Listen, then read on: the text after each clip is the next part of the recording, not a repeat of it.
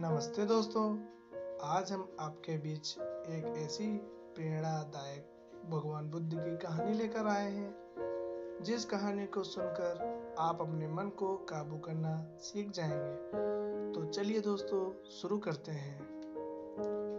इस कहानी के पीछे का तर्क अगर आप समझ गए तो आपका मन काबू में हो सकता है।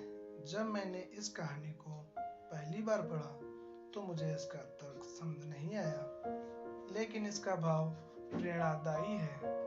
एक बार महात्मा बुद्ध किसी नगर से गुजर रहे थे। बुद्ध की नज़र एक कपड़े के व्यापारी पर पड़ी जो दुखी और हताश दिखाई दे रहा था। बुद्ध चलकर उनके पास गए और पूछा कि हे भंते, तुम इतना उदास क्यों हो?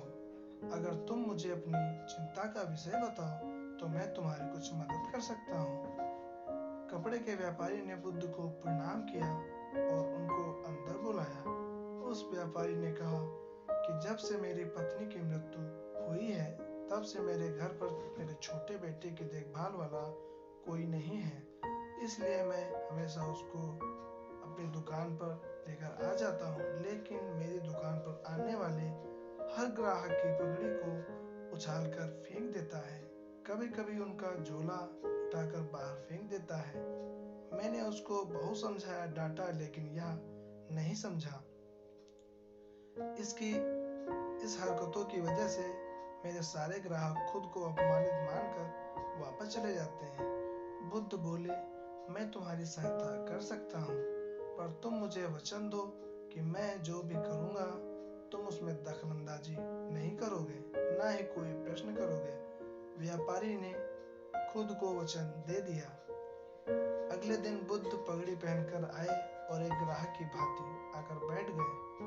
व्यापारी का बेटा आया और बुद्ध की पगड़ी को उछाल दिया। महात्मा बुद्ध मुस्कुराए और कहा, बहुत अच्छा, जाओ पगड़ी को वापस लेकर आओ। वह बच्चा दौड़कर गया और पगड़ी को लाकर बुद्ध को दे दी। अगले दिन बुद्ध कुल्हाड़ी और एक लकड़ी लेकर आए। उस लड़के ने फिर से उस पगड़ी को उछाल दिया। बुद्ध ने उस लड़के को कुल्हाड़ी और लकड़ी दे दी और कहा, जाओ इस लकड़ी को काटो। व्यापारी को थोड़ा डर लग रहा था कि कहीं उसके लड़के को चोट नहीं आ जाए। उसको अपना वचन याद था। 7 दिन तक महात्मा बुद्ध कोई ना कोई नया काम लेकर आते हैं और उस लड़के से करवाते हैं। शीघ्र ही वह लड़का भूल गया कि उसको किसी की पगड़ी उछालनी है। व्यापारी बहुत खुश हुआ और बुद्ध को धन्यवाद दिया।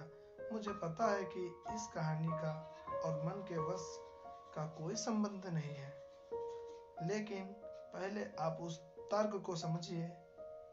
अगर आप अपने मन को अपने हिसाब से काम नहीं करवाएंगे तो मन अपने हिसाब से काम करेगा।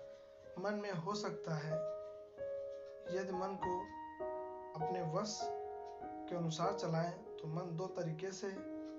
नंबर 1, मन अपने हिसाब में से काम कर सकता है। दूसरा, मन को हम अपने हिसाब से काम करवा सकते हैं। बुद्ध से मिलने से पहले उस लड़के का मन और दिमाग अपने हिसाब से अनियंत्रित रूप से काम कर रहा था, लेकिन बुद्ध ने उस लड़के को अपने अनुसार काम करवाए, जिससे उसकी